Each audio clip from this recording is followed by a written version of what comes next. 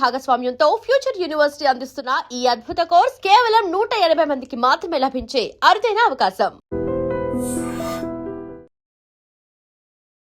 నమస్తే, welcome to ఐర్ రిఫ్. నేను మీ anchor Pratyusha. ఈ రోజు మనతో పాటు హైకోర్టు అడ్వకేట్ అలాగే ఇమిగ్రేషన్ లాయర్ పృథ్వీ గారు ఉన్నారు. సో సార్తో మాట్లాడి మన విషయాలు తెలుసుకుందాం. సో సోషల్ మీడియాలో హాట్ టాపిక్గా మారిన ఇన్ఫ్లుయెన్సర్ అండ్ యూట్యూబర్ నందు గారి కేసు గురించి అలాగే H1B వీసా అప్డేట్ గురించి మరిన్ని విషయాలు తెలుసుకుందాం. నమస్తే సార్. నమస్తే ప్రత్యూష. ఎలా ఉన్నారు సార్? ఫైన్ అమ్మా, మీరు ఎలా ఉన్నారు? నేను కూడా చాలా బాగున్నాను sir. So social media open చేస్తే ఒకటే న్యూస్ బాగా హల్చల్ రేపుతుంది. సో యూట్యూబర్ నందు అందరికి తెలిసిన ఆవిడే. సో మూవీస్లో కూడా యాక్ట్ చేస్తుంది. సో ఆ వైఫ్ అండ్ హస్బెండ్ ఫ్రాడ్ చేస్తున్నారు, సో మీకు జాబ్స్ ఇస్తామని డబ్బులు తీసుకొని అబ్రాడ్స్కి తీసుకెళ్ళి జాబ్స్ ఇవ్వట్లేదని మోసపోయిన వాళ్ళందరూ వీడియోస్ చేస్తున్నారు. చాలామంది ఇన్ఫ్లుయెన్సర్స్ వచ్చి వీళ్ళ గురించి చెప్తున్నారు. బట్ ఆవిడ ఒక ఇంటర్వ్యూలో చెప్పింది, కొన్ని వీడియోస్ కూడా చెప్పింది, ఫస్ట్ దీంతో అసలు మాకు అసలు సంబంధమే లేదు, నాకు నా హస్బెండ్కి అని చెప్పింది. సో ఇప్పుడు అది నా హస్బెండ్ది, నాకు సంబంధం లేదు అంటుంది. సో అసలు ఏం జరుగుతుంది సార్ ఇందులో? నిజాలు ఏంటి కొంచెం చెప్తారా?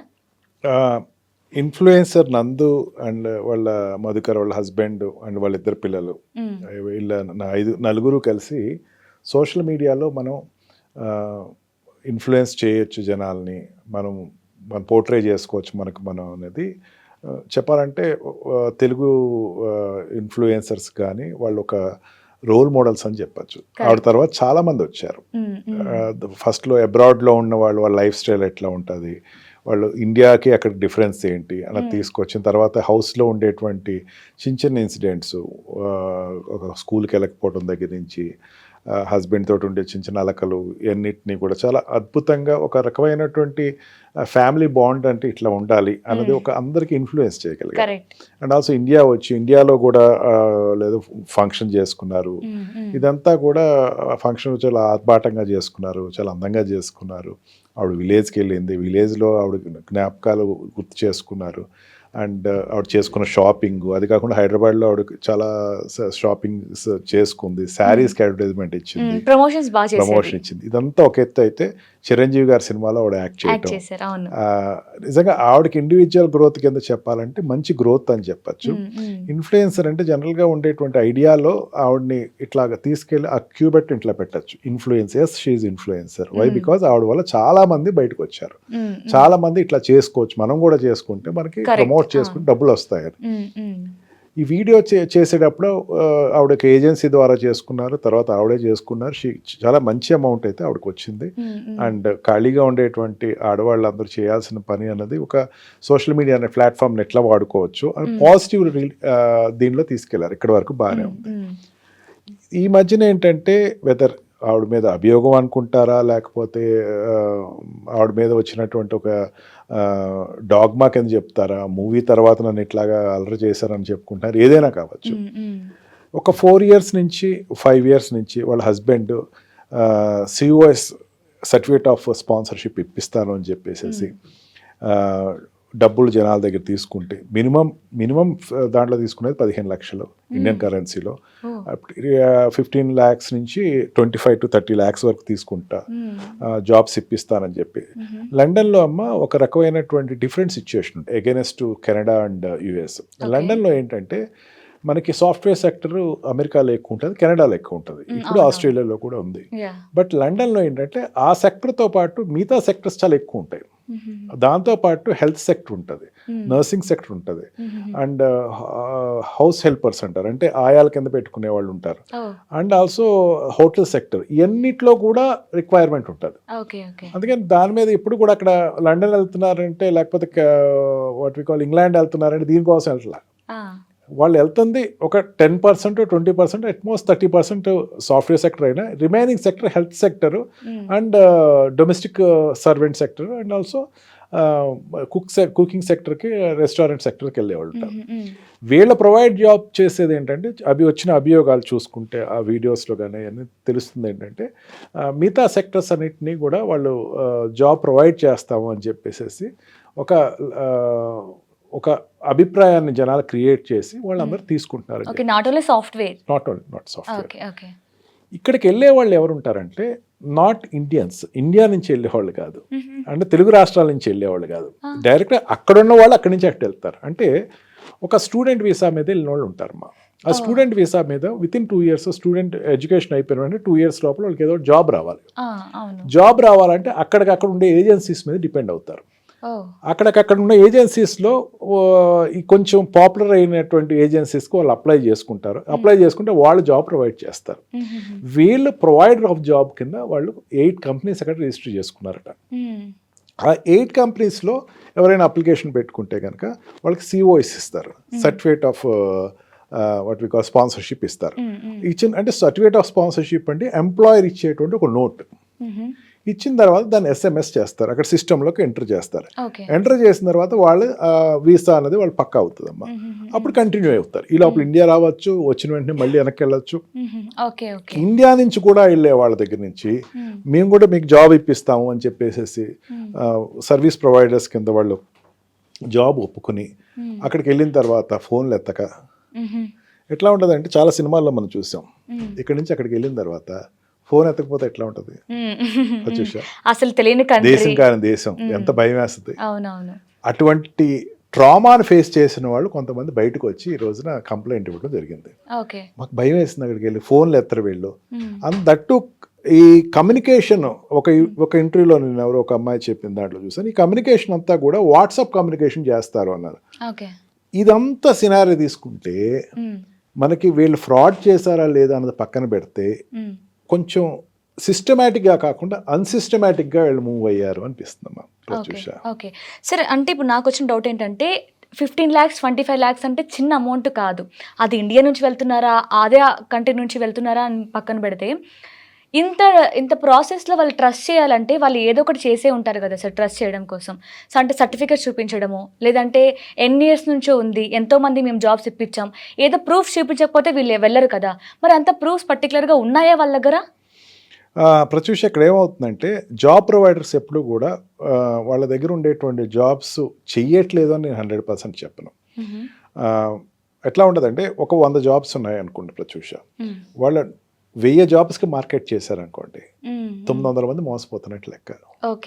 మనం 100 జాబ్స్కి 101 చేసినా ఒకడు మోసపోతున్నట్టు లెక్క. ఓకే, అంటే ఈ 1000 మందికి ఆ 100నే చూపిస్తున్నారు అంతే కదా.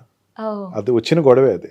లేదా ఈ 100 జాబ్స్ 100 మందికి చూపిస్తున్నారు, డిజర్వ్డ్కి చూపించట్లా.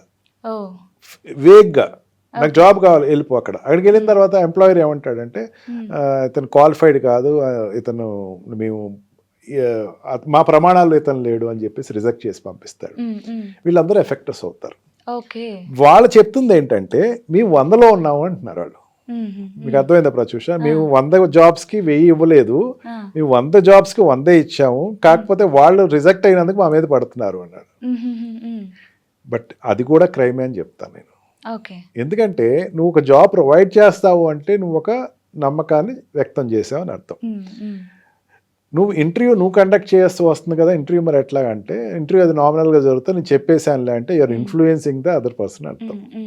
అంటే వీళ్ళు పైసలు తీసుకునే ముందు చెప్పట్లేదా మీరు సెలెక్ట్ అవుతారా, అవ్వకపోయినా మాకు పైసలు ఇవ్వాలి, అయ్యేది అవ్వకపోతే మీ ఇష్టం, డబ్బులు ఇవ్వరుగా. అది చెప్పకుండానే డబ్బులు ఇవ్వరు కదా.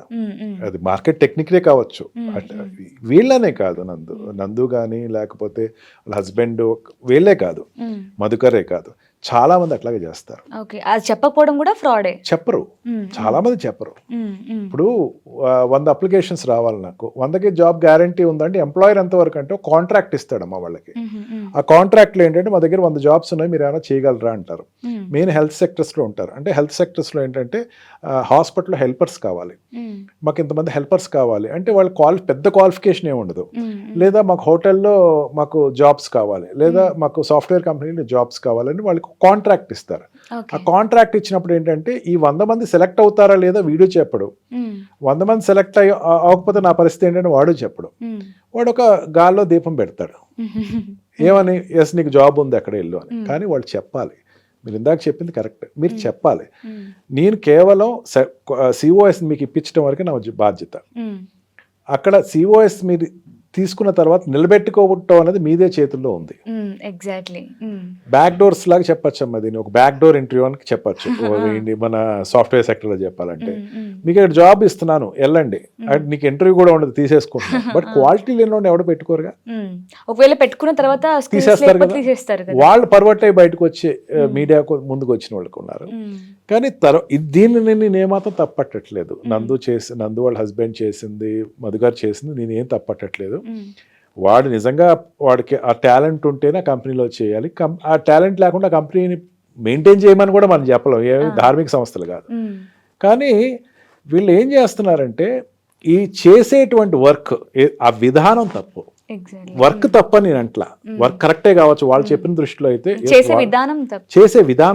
చేసే విధానం ఎట్లా తప్పు అంటే, నువ్వు ఇక్కడ ఏజెన్సీ లండన్లో పెట్టుకున్నావు, ఇండియాలో నువ్వు ఇక్కడి నుంచి రిక్రూట్ చేసుకుంటున్నావు. ఇక్కడ అప్పుడు నువ్వు రిక్రూట్మెంట్ చేసుకునేటప్పుడు నువ్వు అమౌంట్ ఎక్కడికి తీసుకోవాలి, అక్కడున్న బ్యాంక్ ట్రాన్స్ఫర్ చేయమని కట్టాలి. కానీ ఇక్కడ బ్యాంక్ అకౌంట్స్ చూపిస్తున్నారు. అదాన్ని మనీ లాండర్ యాక్ట్లో వచ్చేస్తాం. అండ్ ఇంకొకటి సార్, ఇప్పుడు వాళ్ళు చెప్తుంది ఏంటంటే, ఒకవేళ ఇందులో ఏమైనా ఉన్నా కూడా మేము ఇండియన్ సిటిజన్స్ కాదు కదా, మాకు ఇండియాలో కేసు పెడితే అది వర్కౌట్ అవ్వదు కదా అని చెప్తున్నారు. మేబీ ఈ అకౌంట్స్ అన్ని ఇండియాలోనే ఉంచడం కానీ, వాళ్ళు ఇండియన్స్ని అక్కడ తీసుకెళ్ళడం కానీ ఇది ఒక ట్రాప్ అని చెప్పొచ్చా? ఇంగ్లాండ్ ఇమిగ్రేషన్ యాక్ట్ ప్రకారం ఏదైనా ఒక బిజినెస్ చేస్తే they have to show that subsidy interest is there in India, లేదా సబ్సిడీ కంపెనీ అక్కడ ఉందని చూపించాలి. అప్పుడు నీకు ఇక్కడ సబ్ ఆఫీస్ ఇండియాలో ఉంది, ఇండియాలో అక్కడి నుంచి వచ్చినా సరే ట్యాక్స్ ఇక్కడ కడుతున్నారని చూపించాలి. నువ్వు ఇండియాలో అమౌంట్ తీసుకుని ఇక్కడ తెప్పించుకుంటున్నావు అంటే ఇంగ్లాండ్ కాదు ట్యాక్స్ కట్టేది, ఇండియాకి కాదు. నువ్వు ట్యాక్స్ నుంచి ఎవరికి కట్టుకుంటే ట్యాక్స్ మెయింటైన్ చేస్తున్నావు. మనం ఏదైనా మన expenditures and what we call మన రెగ్యులర్గా కట్టుకునే ఇన్కమ్ ట్యాక్స్ వాళ్ళకి తెలుస్తుంది. అసెట్స్ అండ్ లయబిలిటీస్ అని చెప్పి, అసెట్స్ అండ్ లయబిలిటీస్ ఎప్పటికప్పుడు చెప్పాలి. అసెట్స్ అండ్ లయబిలిటీస్లో నువ్వు ఎంత తీసుకున్నావు, ఎంత ఖర్చు వస్తుంది, దీనికి ట్యాక్స్ కట్టాలి. నువ్వు ట్యాక్స్ ఎక్కడ కడుతున్నావు అమౌంట్కి, నువ్వు అమౌంట్ ఏజ్ చేసుకుంటున్నావు. మధుకర్ కొన్ని వీడియోస్లో నేను చూసింది ఏంటంటే, క్యాష్ ఇచ్చేసేయండి అమ్మా అన్నారు. హ్యూజ్ క్యాష్ 15 లక్షలు ఎట్లా తీసుకుంటే ఎక్కడ కడతాం ట్యాక్స్, పోనీ చూపించు. కానీ అప్పుడైనా డౌట్ రాలేదా ఎవరైతే వెళ్దాం అనుకుంటున్నారు? స్వీట్గా వెళ్ళిన డౌట్ రాదమ్మా ఏదైనా సరే. 4 years అయింది అన్నారు కదా, దీంట్లో ఫెయిల్యూర్ అయ్యే ఆ సంస్థలు ఉన్నాయి. మధుకరే కాదు, చాలా సంస్థలు ఫెయిల్యూర్. అఫ్ కోర్స్ వాళ్ళు ఇన్ఫ్లుయెన్సర్ కాబట్టి బయటకు వచ్చారని చెప్పచ్చు. చాలా మంది ఫెయిల్ అవుతూ ఉంటారు దీంట్లోనూ. అది చాలా జాగ్రత్తగా చేసుకుని సక్సెస్ అయిన వాళ్ళు ఉంటారు, వాళ్ళు పెద్ద పెద్ద కంపెనీస్ ఫామ్ చేసుకుని ఉన్నారు. దెర్ ఈస్ ఎవ్రీ రేషియో ఉంది. వాళ్ళు ఏంటంటే అత్యాసన కావచ్చు, లేకపోతే అది కంట్రోల్ చేయలేకపోవటం అని కావచ్చు, లేకపోతే ఒకడో ఇద్దరు బయటకు వచ్చి వీళ్ళని ఎత్తి చూపించడం అని కావచ్చు. ఇప్పుడు ఏమైందంటే వాళ్ళు అనేకమైనటువంటి వెబ్ ఆఫ్ క్రైమ్స్లో దిగిపోయారమ్మా. దానివల్ల మనీ లాండరింగ్ యాక్ట్లోకి వచ్చేసారు, అండ్ చీటింగ్లోకి వచ్చేసారు, and what we call this immigration. అక్కడ ఇంగ్లాండ్ ఉన్నటువంటి ఇంగ్లాండ్లో ఉన్నటువంటి ఇమిగ్రేషన్ యాక్ట్ ఎగ్నెస్ట్గా నువ్వు వెళ్ళిపోయావు. అన్ని కోణాల్లో దెబ్బతిన్నావు. సో మరి కేసు పడుతుందా సార్ వీళ్ళకి? ఆల్రెడీ కేసు పడింది, మరి శిక్ష పడుతుందా వీళ్ళకి? ఒకటి, మీరు ఇందాక ఒక క్వశ్చన్ అడిగారు, వాళ్ళు అక్కడ వాళ్ళకి సిటిజన్స్ కదా, ఇక్కడ సిటిజన్ కాదు కదా అని చెప్పి. ఈవెన్ ఇంగ్లాండ్ కూడా కేసు పెట్టాలనుకుంటే కనుక అక్కడ ఉన్నటువంటి వాళ్ళు, అంటే కేసు పెట్టమని మనం ఎవరికి చెప్పాం, కేసు పెట్టేసేసుకోండి అని మనం చెప్పలేము. కానీ అక్కడ ఉన్న వాళ్ళు ఎఫెక్ట్ అయిన వాళ్ళు కేసు పెట్టాలి అనుకుంటే అక్కడ పెడితే కనుక, ఇండియాలో నీకు ప్రాసెస్ ఎందుకు చేసావు, ఇంగ్లాండ్ ఇక్కడ ఉంది, ఇంగ్లాండ్లో చేయాలి ప్రాసెస్, ఇంగ్లాండ్లోను ఇండియాలోను రెండింటిని కలిపేసి నువ్వు చేస్తున్నావు, కాకపోతే నువ్వు మా కంట్రీని కూడా చీట్ చేసావు అని చెప్పేసి అక్కడ ఉన్నటువంటి immigration act, England immigration act అనేది క్వైట్ ఎగ్నెస్ట్గా ఉంది ఇంగ్లీష్ ఇమిగ్రేషన్ యాక్ట్. అందుకని అక్కడ కూడా కేసు పెట్టుకోవచ్చు, అక్కడ ఆ కంపెనీ సుమోటుగా కేసు పెట్టుకోవచ్చు. It is not a fraud of India or England, it is fraud in both the areas. అందుకని ఏంటంటే ఇక్కడ కేసు పెడితే కనుక వాళ్ళకి ఆల్రెడీ లుకౌట్ నోటీస్ ఇచ్చారు. ఇక్కడ ఇబ్రహీంపట్నంలో కేసు పడింది, ఇంకా 2-3 కేసులు పడుతున్నాయి అన్నారు. I don't know of it. కేసులు పడితే కనుక వాళ్ళు ఇక్కడ డిపోర్ట్ చేయమని చెప్పేసి అడిగేటువంటి రైట్ ఉంటుంది. అక్కడ కూడా ముద్దాయి తేలితే, ఇక్కడ కూడా ముద్దాయి తేలితే కనుక డిపోర్ట్ ఇండియాకి పంపించేమని. వాళ్ళ సిటిజన్షిప్ అంటే అక్కడ రెసిడెన్షియల్ పర్మిషన్ వచ్చేస్తుంది. సిటిజన్షిప్ అంటే ఇంగ్లాండ్ లాగా, యుఎస్ లాగా, లేకపోతే కెనడా లాగా, కెనడా కూడా రెసిడెన్సీ అంటే పర్మనెంట్ రెసిడెన్సీ వచ్చేసింది వాళ్ళకి. దాన్ని కూడా వాళ్ళు ఓవర్కమ్ చేసి ఇండియాకి పంపించే అవకాశం ఉంటుంది. No person, no criminal can be saved anywhere in the world. ఎక్కడైనా సరే క్రిమినల్ ఈజ్ ఎ క్రిమినల్. ఆ క్రిమినల్ నుంచి అంటే ఇప్పుడు వాళ్ళు అక్కడ చేసే బిజినెస్ కరెక్ట్గా చేస్తే ఇండియాకి తీసుకురావడం ఇంపాసిబుల్. ఓకే. ఇప్పుడు వాళ్ళు చెప్తున్నారు నందు కానీ మధుకర్ కానీ, మధుకర్ ఇప్పటివరకు అప్పుడు బయటకు అసలు మాట్లాడాలి. ఇన్నాళ్ళు జరిగింది దగ్గర దగ్గర 5 days 6 days అయింది. మధుకర్ ఇప్పటివరకు ఒక స్టేట్మెంట్. అవును, వాళ్ళ వైఫే మధుకర్ ఒక మాట్లాడుతుంది. నందుకు సంబంధించిన వాళ్ళు ఒక అడ్వకేట్ మాట్లాడుతున్నాడు, నందు మాట్లాడుతుంది. ఉమ్, ఉమ్, అతను వచ్చి మాట్లాడితే ఏమో వేరే ఫ్యాక్టర్స్ ఏమైనా వస్తాయేమో, ఇప్పటివరకు రాలేదు. ఉమ్, మధు చెప్తున్న దాని ప్రకారం చూసుకునేసరికి అసలు మా హస్బెండ్ చేస్తున్నాడు వ్యాపారం అని చెప్పుకుంటూ వచ్చింది ఫస్ట్ నుంచి. Madhukar is also in show, um, Madhukar is her husband. Of course మధుకర్ని అరెస్ట్ చేయొచ్చు ఏమో, అది మనకు తెలియదు. ఉమ్. అప్పుడు నందుని అరెస్ట్ చేయరా సార్? నందు she's not in the part in the company. అదే చెప్తాను, అసలు నాకు కంపెనీ అనేది కాదు. అసలు నన్ను ఎందుకు టార్గెట్ చేస్తా, అక్కడ డిఫరెన్షియేట్ చేసుకుంటుంది తను. అవునవును. నన్ను ఎందుకు టార్గెట్ చేస్తాను, నా హస్బెండ్ చేసిన దానికి. మరి ఆ డిఫరెన్స్ ఏంటో నాకు అర్థం కాదు. కానీ ఇప్పుడు ఇండియాలో ఉన్న వాళ్ళు ఇప్పుడు ఆమె ఎక్కువ వీడియోస్ చూసేది ఇండియన్సే కదా, సో ఆమె ఇన్ఫ్లుయెన్సర్ కాబట్టి ఆమె చూసి మేబీ వాళ్ళ హస్బెండ్ నమ్మే ఛాన్సెస్ కూడా ఎక్కువ ఉన్నాయి. అంతే సో కదా. అప్పుడు ఆమెకేం ప్రాబ్లం ఉండదా? ఒక చీటింగ్లోకి వస్తారు వాళ్ళు, ఓకే. చీటింగ్లోకి వస్తారు. అండ్ అన్నిటికన్నా ఏంటంటే ఇంటర్నేషనల్ హ్యూమన్ రైట్స్ జెనీవా కాన్ఫరెన్స్లో ఇచ్చినటువంటి యాక్ట్ ప్రకారం ఏంటంటే ఈవెన్ ఇది హ్యూమన్ రైట్స్ను కూడా ఆటంకం కలిగించినట్టే వస్తుంది. అండ్ ప్రొవైడింగ్ జాబ్ అంటే మీకు జాబ్ ఇస్తున్నామని చెప్పి లేబర్ కింద వాళ్ళు తీసుకెళ్ళి వాళ్ళు లేబర్ ప్రొవైడ్ చేయకపోవటం కూడా హ్యూమన్ రైట్స్కి ట్యాంపరింగ్ కిందే వస్తాయి.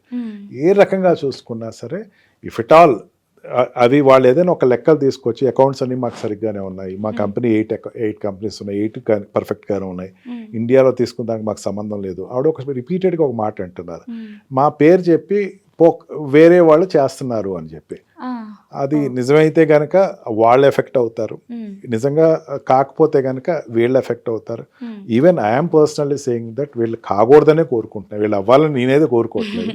బట్ ఒకటి అభం శుభం ఎరగనటువంటి వాళ్ళు స్టూడెంట్స్, చాలామంది స్టూడెంట్స్ ఎంతో ఆశతోటి 15 లక్షలు అంటే చిన్న అమౌంట్ కాదు అసలు. 15 లక్షలు ఒక వ్యక్తి మీద పెట్టిన తర్వాత ఏదో రకంగా వాళ్ళు వెనక్కి వస్తాయని చెప్పేసి ఆశలతో ఉంటారు. ఆ రకంగా కనుక మోసపోతే కనుక డెఫినెట్గా జస్టిస్ జరగాలి తప్ప ఇంజస్టిస్ అని జరగకూడదు అని అనుకుంటున్నాను. కానీ ఒకవేళ వీళ్ళు కాకపోతే సార్, నందునే ఇప్పుడు మీరు అన్నట్లు 6 days నుంచి ఆమె రియాక్ట్ అవుతుంది, సోషల్ మీడియాలో కావచ్చు, మీడియా ముందు కావచ్చు, ఆమె రియాక్ట్ అవుతుంది. వాళ్ళ హస్బెండ్ ఎందుకని ముందుకు రావట్లేదు? ఒకవేళ వాళ్ళు నిజంగానే ఈ ఫ్రాడ్ చేయకపోతే ఆయన ప్రూఫ్ చూపించవచ్చు కదా, ముందు మీడియా ముందు పెట్టి. వ్యాపారంలో అనేకమైనటువంటి లిస్కులు ఉంటాయమ్మా. వ్యాపారం అనేది ఒక నమ్మకం. అండ్ ఆల్సో ఏదైనా తప్పు ఇది ఎందుకు చేసామంటే ఇట్స్ బిజినెస్ అంటాడు. రూపాయికి అమ్మాల్సింది 2 రూపాయలకి ఎంత అమ్మామంటే ఇది బిజినెస్ అంటాడు. ఇంకో రూపాయి ఫ్రాడ్ అంటే ఫ్రాడ్ కాదు, ఇది బిజినెస్ అంటాడు. ఆవిడ చెప్పిన దాన్ని ట్రేస్గా చూసుకుంటే కనుక ఆవిడ ఏమంటుందంటే నందు చేసేటువంటి బిజినెస్ ఏదైతే ఉందో ఉద్యోగాలు పోగొట్టుకున్న వాళ్ళు మా మీద కక్ష కట్టి ఇట్లా చెప్తున్నారు అని చెప్పేసి. అండ్ సెకండ్ ఇంకో వాయిస్ ఏంటంటే చాలా మందికి ఎంప్లాయ్మెంట్ ఇస్తాం, ఏది గ్యారంటీ ఇవ్వవు అని చెప్పేసి అందే. ఈ 2 పారామీటర్స్ చూసుకుంటే అతని వాయిస్ అదే ఉండొచ్చు, రేపు అదే ప్రిపేర్ అయ్యి చెప్పచ్చు. అతను ఏం చెప్పినా సరే ఇంతమందికి ఎంప్లాయ్మెంట్ పోగొట్టడానికి రీజన్ ముందు ఫాస్ట్ ఆన్సర్ చెప్పాల్సి వస్తుంది. అమౌంట్స్ కలెక్ట్ చేసుకుంది లీగల్ అమౌంట్ అనేది చూపించాల్సి వస్తుంది. నేను లీగల్గానే తీసుకున్నాను అమౌంట్, ప్రతి పైసా నేను వాళ్ళ దగ్గర నుంచి తీసుకుంది నాకు వచ్చినటువంటి ఒక సర్టిఫికేషన్, అంటే నాకు ఉన్నటువంటి ఒక క్వాలిఫికేషన్ తోటి నేను తీసుకున్నాను చూపించాల్సి వస్తుంది. ఆ కంపెనీ అన్నది క్వాలిఫైడ్ కంపెనీ, సిఓఎస్ ఇవ్వటానికి, సర్టిఫికేట్ ఆఫ్ స్పాన్సర్షిప్ ఇవ్వడానికి ఎలిజిబుల్ కంపెనీ అని చూపించాల్సి వస్తుంది. అది డాక్యుమెంట్స్ అనేది కలెక్ట్ చేసుకోవాలి. అవన్నీ కలెక్ట్ చేసుకుని నిజంగా రేపొద్దున చూపించగలిగితే అంబిగ్విటీ అనేది చాలా ఈజీగా క్లియర్ అవుతుంది, లేకపోతే శిక్ష పడుతుంది. సో అంటే ఈ ఫ్రాడ్ చేయకపోయినా సరే, అన్ని పర్ఫెక్ట్ గా ఉన్నా సరే, వాళ్ళు ట్యాక్స్ కట్టకపోవడం వల్ల కూడా వాళ్ళ మీద కేసు. ఖచ్చితంగా అమ్మా, ట్యాక్స్ కట్టకపోవడం, tax is major thing, tax కట్టాలి. సో ఎలాగో ఈ ఇష్యూ వల్ల అది కూడా బయటపడ్డది, అన్ని బయటపడతాయి. కోట్ల మీద వ్యాపారం, 1-2 కాదమ్మా, 15 లక్షలు, దగ్గర 200 మంది కస్టమర్. ఇటు ఇండియన్ కట్టలేదు, అటు లండన్ లో కూడా. లండన్లో మెయిన్ చెప్తున్నాక ఫస్ట్ టైం మనం అనుకున్నాం దీంట్లో ఎక్కువ జాబ్ డిజర్వ్ ఎవరు ఉంటారంటే ఇంగ్లాండ్లో ఉండేటువంటి వాళ్ళు ఉంటారు. ఇంగ్లాండ్లో ఉండేటువంటి వాళ్ళు దాచుకున్న పాకెట్స్ లోంచి ఈ అమౌంట్స్ కట్టుండొచ్చు. 600 pounds, 6,000 pounds అనుకుంటా వాళ్ళు ఇచ్చిన అప్లికేషన్ ఫీ. ఆ 6,000 pounds వాళ్ళు కట్టేసేసి భరోసా పెట్టుకుని వాళ్ళు నందు ఉంది నాకు, అక్కడ మధుకర్ ఉన్నాడని ఇండియా వచ్చేసిన వాళ్ళు కావచ్చు. వీళ్ళందరూ మళ్ళీ వెళ్లకుండా పర్మనెంట్ గా డోర్ క్లోజ్ అయిన పరిస్థితి వచ్చింది. ఇదన్నిటికీ కూడా వాళ్ళు సమాధానం చెప్పాలి. సమాధానం చెప్పడానికి రెడీగా అయ్యి బయటకు వచ్చి చెప్తే ఇట్స్ వెల్ అండ్ గుడ్. కానీ జనరల్గా ఏంటంటే వ్యాపారం చేసేటప్పుడు అన్ని 100% పర్ఫెక్ట్గా చేసేవాళ్ళది రాదు. అన్లెస్ అంటే ఒక ప్రిన్సిపల్ అనేది పెట్టుకుని చేసేవాళ్ళు తప్ప. ఎంత ప్రిన్సిపల్ చెప్పుకున్నా still there is a back lacks in it, ఏదో బ్యాక్ డోర్ ఉంటుంది. ఇది రాకుండా అతను ప్రూవ్ చేసుకోగలిగితే వెల్ అండ్ గుడ్. ఓకే. ఆవిడ రిపీటెడ్గా వాళ్ళ అడ్వకేట్ కూడా రిపీటెడ్గా చెప్తుంది ఏంటంటే వాళ్ళు అక్కడ passport holders, Indian passport holders car అని నిరంతరం చెప్తున్నారు. అంటే ఆ మాట చెప్పటమే పెద్ద సూసైడ్ వాయిస్ అంటున్నాను నేను. ఎగ్జాక్ట్లీ. అంటే మేము తప్పు చేయలేదు అని చెప్పాలి కానీ మేము ఇండియాలో చేయలేదు, మాకు ఇండియాతో సంబంధం లేదు అనడం అక్కడే దొరికిపోతున్నారు. ఈ రోజు వరకు తను ప్రమోట్ చేసింది ఎవరు? ఇంగ్లాండ్లో ఉండేటువంటి ఆడవాళ్ళు కానీ ఇంగ్లాండ్లో ఉండేటువంటి ఫ్యామిలీస్ కాదు ఆవిడ ప్రమోట్ చేసింది, ఇండియాలో ఉండే ఫ్యామిలీస్ ప్రమోట్ చేసింది. సో ఇప్పుడు ఇంగ్లాండ్లో వాళ్ళు కూడా ఇప్పుడు కేసు పెడితే, సో ఇంగ్లాండ్ వాళ్ళు కూడా ఒకవేళ కేసు పెడితే ఇండియాకి పంపించేస్తారా వాళ్ళని? అక్కడ యాక్ట్స్ ప్రకారం అక్కడ విచారణ చేస్తారమ్మా. ఓకే. నీరవ్ మోడీ కేసు చాలా మంది పాతపడిపోయింది. నీరవ్ మోడీ అనే అతను ఇక్కడ డైమండ్ ఎక్స్పోర్టర్, ఇండియాలో ఫ్రాడ్ చేశాడు, ఇంగ్లాండ్ వెళ్ళిపోయాడు. ఇంగ్లాండ్ వెళ్ళిన తర్వాత అక్కడ కంపెనీ స్టార్ట్ చేశాడు. అక్కడ కంపెనీలో కూడా ఫ్రాడ్ కనపడింది. ముందు అతను అక్కడ అరెస్ట్ చేశారు. అరెస్ట్ చేసి ఈరోజు జైల్లో ఉన్నాడు. అదే రకంగా మన కింగ్ ఫిషర్ అధినేతను కూడా అక్కడ అరెస్ట్ చేయడం జరిగింది. వీళ్ళందరూ కూడా అక్కడ కస్టడీలో ఉన్నారు. అక్కడ జైల్లో వాళ్ళు పెట్టారు. వాళ్ళు ఇండియాకి కావాలి, ఇండియాకి పంపడానికి వాళ్ళు ఒప్పుకోకపోవచ్చు, బట్ ఎందుకంటే బిజినెస్ అక్కడ చేస్తున్నారు కాబట్టి. కానీ అక్కడ పనిష్మెంట్స్ చాలా దారుణమైన పనిష్మెంట్స్. సో ఇప్పుడు వీళ్ళకి ఏం జరుగుతుంది అంటారు? డెఫినెట్లీ వాటి పనిష్మెంట్ ఉంటుందమ్మా. డెఫినెట్లీ ఫ్రాడ్ కనుక ఇది it's a fraud case. Fraud కేసులో వాళ్ళని అరెస్ట్ చేస్తారు. 10 years పనిష్మెంట్ ఉంది దానికి. And that they may face everything prove అయితే కనుక వాళ్ళకి ఎగనెస్ట్గా. And yes, it is a fraud. అంటే ఒకటి రెస్పాన్సిబిలిటీ తీసుకుని మేము వెనక్కి అమౌంట్ ఇచ్చేస్తాము, ఎవరెవరో చెప్పండి అని చెప్తే చాలా అందంగా ఉండేదేమో స్టోరీ. కంక్లూషన్ నా వల్ల పొరపాటు జరిగిందా, ఇంకోళ్ళ వల్ల పొరపాటు జరిగిందా నాకు తెలియదు, నా మీద వచ్చిన అభియోగం, మీరు ఎంతమంది వస్తారో రండి, వాళ్ళ డాక్యుమెంట్స్ ఇవ్వండి, నేను ప్రూవ్ చేసేయండి, నేను ఇస్తాను, పెద్ద మనిషిని ఎవరైనా పెట్టండి అని చెప్తే ఎంత అందంగా ఉంటుంది. అవునవును. ఇంత ప్రాబ్లం ఇరుక్కోపోరు కదా. వాళ్ళకి కావాల్సింది డబ్బు ఇచ్చేస్తే అయిపోద్ది కదా. సో ఇప్పుడు అరెస్ట్ చేస్తే ఎక్కడ అరెస్ట్ చేస్తారు సార్? ఇండియాలో అరెస్ట్ చేస్తారా? ఇండియాలో ఆల్రెడీ కేసు ఉందమ్మా. ఇండియాలో డిపోర్టేషన్ ఉంది, లుకౌట్ నోటీస్ ఉంది. ఇక్కడ అరెస్ట్ చేస్తారు ఇక్కడ వస్తే కనుక. అక్కడ ఉన్న వాళ్ళని అక్కడ కేసు పెడితే అక్కడ అరెస్ట్ చేస్తారమ్మా. Okay, nice sir. Thank you so much sir.